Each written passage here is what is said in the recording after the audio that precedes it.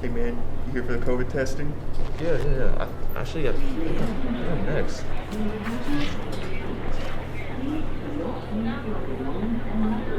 Next. Let's see. Wish me luck.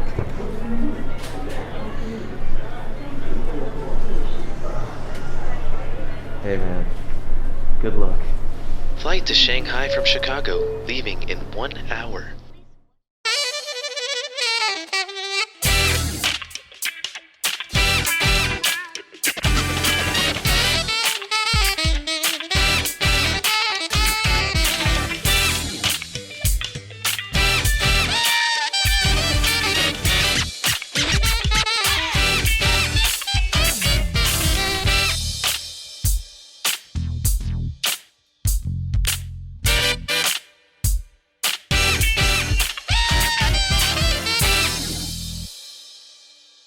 Welcome to the 4th episode of MSU Tonight this season. You'll laugh, you'll cry, you might even get sunburned.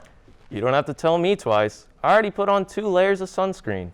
I think that might be a little bit of an overkill there, Sam, just like this show. I agree with that one, Joe. Speaking of the show, coming up tonight we have The riveting story of the Mayo Man. and we find out whether or not the lizard people are in control of the world. But before we have any more hot takes, let's get into hot topics, shall we? In interesting news, China has developed a new way to test for COVID. They call it the anal swab. For those that don't understand, a 1 to 2 inch cotton swab is shoved directly into the rectum and slowly pulled out. I know what you're thinking. Is this okay? The answer is questionable, because one of the doctors was quoted saying to his patients, "Bend over, draw the shades, take a deep breath, because I'm coming in there, baby." All I know is, I'm not going to China anytime soon. While China seems to be a bit strict, some U.S. states have thought otherwise. Governors of a few states have actually decided to end their statewide mask mandate. These states are Texas, Mississippi, Iowa, Montana, and North Dakota. They joined the rest of the states that never had a statewide mask mandate. Yesterday began the introduction of Phase 2 visitation here at Murray State. In an email sent out over the weekend, President Bob Jackson announced that students of Murray State from both on and off campus are now allowed to check into the residence halls from 8 a.m. to midnight. Jackson has also announced that all indoor spaces, within the exception of the CFSB Center, are now going to be at 60% capacity. We're finally getting to the home stretch of COVID on the campus life. How about that, people? The Symphonic Band is one of 3 major concert ensembles within the Murray State Music Department. Typically, the Symphonic Band is made up of about 100 musicians who come from different backgrounds, including music majors and non-music majors alike. The instruments they play include all of the standard concert brass and woodwinds, as well as the percussion. The Symphonic Band usually performs 2 or 3 concerts per semester, but due to the ongoing COVID-19 pandemic, things look a bit different this semester. They will record their first concert of the spring 2021 semester on March 18th and 19th. Members Preston Jones had this update to share regarding the concert. The Murray State Symphonic Band has a concert coming up on March 22nd, where we will be performing some selections for it'll be our first concert this semester.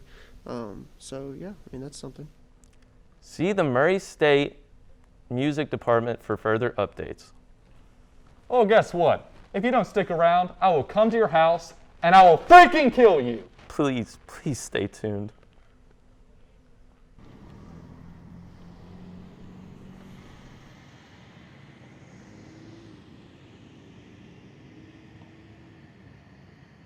Closed captioning and other consideration for MSU Tonight provided by Womb to Grave Medical Center. We don't know if you have pneumonia. Go to Nashville, stupid.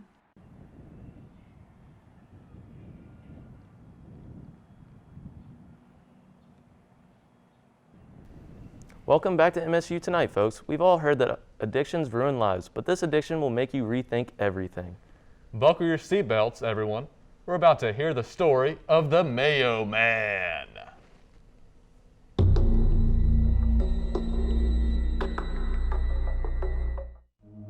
My name is Dustin, and I'm addicted to eating mayonnaise.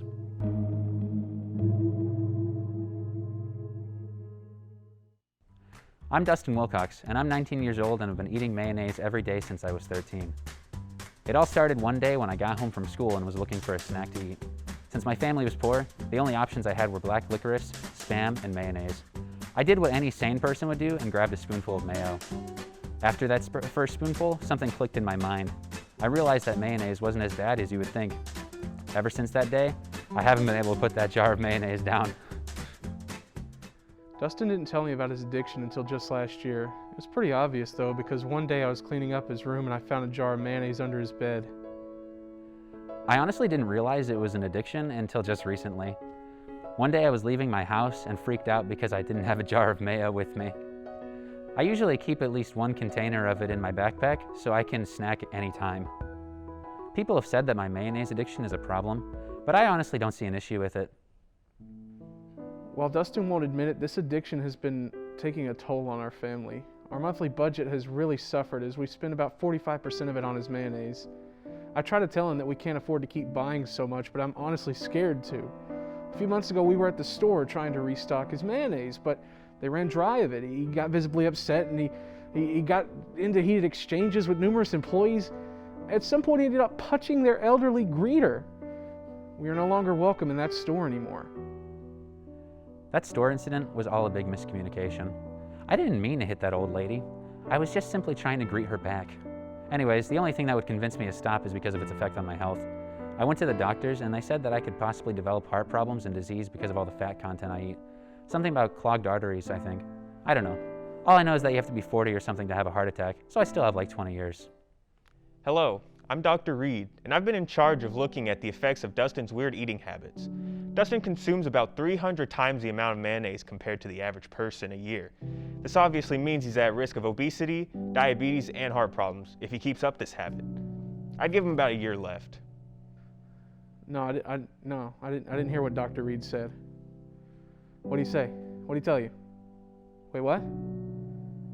Only has a year?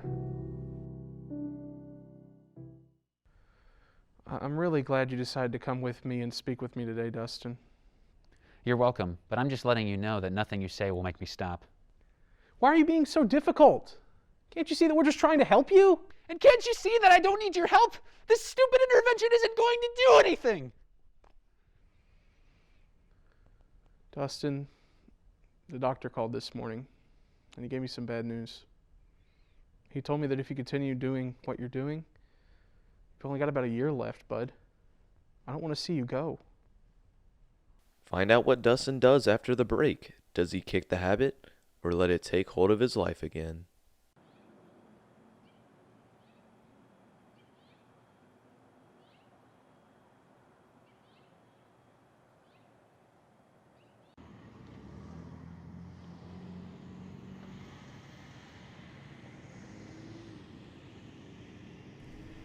Welcome back to MSU Tonight. For our next segment, we ask that you keep an open mind.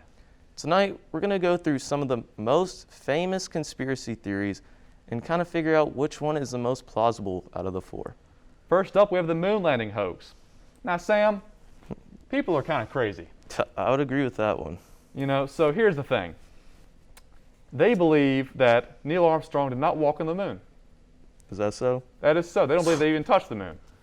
You know what they think, Sam? What? They think that it all happened in a dang soundstage in California. Now that is crazy. I would say that. You know, soundstage, like they faked all the photos are faked. Mm-hmm. All of the actual, you know, they think it was all, you know, just cardboard, just walking on this kind of stuff, and it just comes to show how crazy people are these days. So they said that they used cardboard and just a studio to fake the whole moon Yeah, like, landing? you know, like just fake stuff, like fake rocks, fake moon. You know, he's just going like a zip. He has like a little harness in the back. Just kind of, you know, you know. Okay. It just comes to show how crazy people are. All right. What you got though? So what I have for our next one, second up, we actually have the Bigfoot theory. Oh wow. Now the Bigfoot theory, I would say, is pretty famous among people. It used to be famous, I would say, a few decades ago. It's kind of fallen off now, which people need to put some respect on Bigfoot. I totally forgot about Bigfoot. I think he's an underrated character that we have.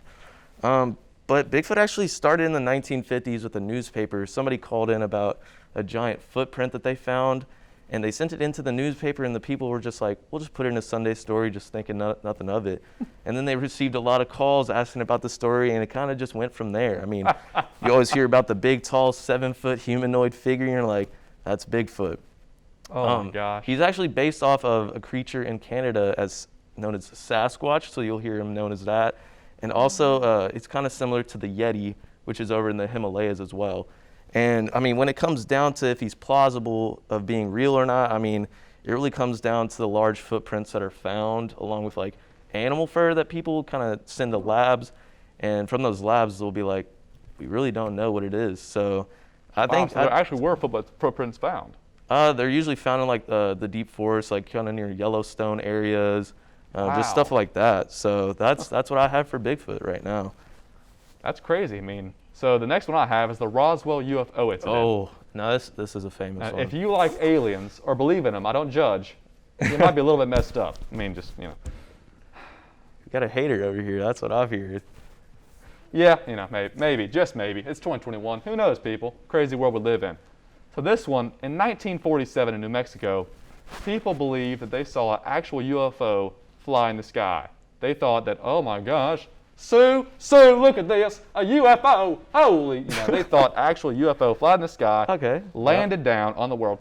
You know how crazy that sounds? I mean, yeah, it does sound pretty crazy, I'm not gonna lie. Now the truth is, the Air Force actually debunked this theory.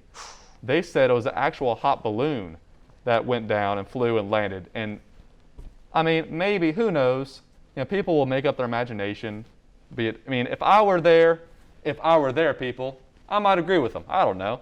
Yeah, I have a pretty much open imagination. But anyway. Okay. What you got? What's the last one we got? Well, lastly, we have the famous lizard people. Ooh, that sounds awful. Now, these lizard people are known as, obviously, lizard people, but also known as reptoids. Huh. Now, the thing with these lizard people is they're kind of known as shape-shifting lizard people that form into human figures. And they're known as, like, they're from aliens. And basically, I mean, pretty much people know some famous ones being like Barack Obama, Bill Clinton, Madonna, even Katy Perry. I mean, come on. Come on, people, come on. Basically, the theory was made to think that these lizard people take hold of like politicians and people in power, and they think the main goal of these lizard people are to take over the world. You serious, Clark? I'm dead serious. That's what they said. Now, I really try to do some research on this conspiracy theory. Yeah. And obviously, each one usually comes with a little bit of support, but I mean, from what I saw, they just said it's a hoax. Nothing even supports this conspiracy theory. And actually, the crazy thing about that is 4% of Americans actually believe this theory.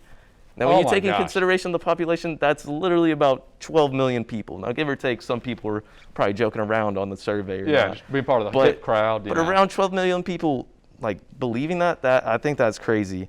Oh and my gosh. For the anti kind of going against the thing, I mean, do you really even have to say anything? Like, there's no support for it anyways.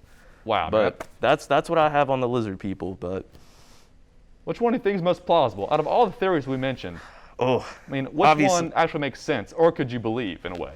I mean, I definitely have to cross off the lizard people. It's a very funny one to think that Bill Clinton could be a lizard person. That's kind of funny, but I'll cross that one off. I mean, mine, honestly, if I was going to be frank, I would honestly say the space landing. I mean, the Roswell one is close, but just I feel like. I mean, they found a little bit of like articles on this crash, though. I mean, you said the Air Force debunked it, but yeah. I mean, how much else is the government lying to us about? Obviously, Bigfoot. If there was Bigfoot, we would have seen Bigfoot. But yeah, I personally, I think I'm going to go with the Roswell one. Do you think? What are your thoughts on that one? I could agree with that, honestly. I mean, it's a hot take. I had to think about it for a little bit, but you know. I think that's what we're going with. Roswell. What do y'all think? I agree, but you have it here, folks. We believe out of these 4 theories that the most plausible one is the Roswell crash. That's it for the conspiracies. We'll be right back with the MSU Tonight, or will we? Found out after the break, as I don't know.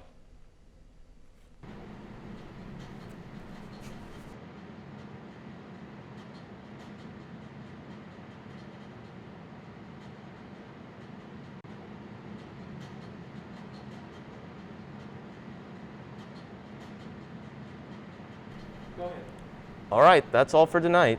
We thank you for watching tonight's episode, and we hope you at home tune in to the next episode of MSU Tonight, Tuesday at 5 p.m. on MSU TV 11. That's channel 26-3 for those of you watching on campus or on Spectrum. And if you miss it live, you can check out our YouTube channel at youtube.com/MSU Tonight for our latest episodes and some of our best segments. Lastly, be sure to follow us on Twitter at MSU Tonight for regular updates and behind-the-scenes footage each week. Pretty cool stuff there, folks. Well, that's all for this episode of MSU Tonight. Be sure to join us next week when we'll have an inside look into Epstein's Island, an interview about climate change with your local Bigfoot, and many more dad jokes that your dad will find funny. And if you find them funny, then I got some bad news for you. Good night, everybody.